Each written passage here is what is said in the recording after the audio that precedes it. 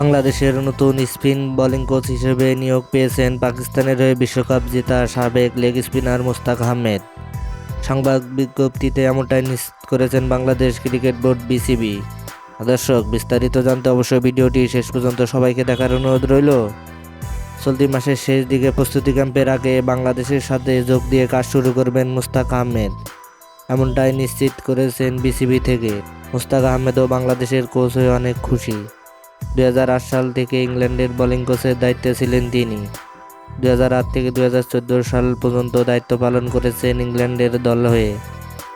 Bowling কনসালটেন্টের দায়িত্ব দেওয়া হয় তাকে পাকিস্তানের হয়ে 2014 সালে। 2016 সালের মে মাস পর্যন্ত এই দায়িত্বে ছিলেন তিনি।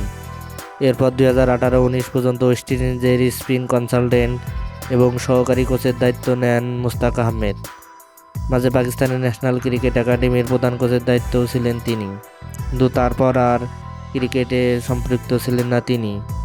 অবশেষে আবারও বাংলাদেশের স্পিন বোলিং কোচ হিসেবে দায়িত্ব পালন করছেন তিনি।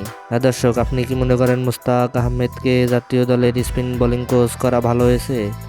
তাহলে অবশ্যই আপনার মূল্যবান মতামত কমেন্ট বক্সে জানিয়ে দিবেন। ধন্যবাদ। আল্লাহ হাফেজ।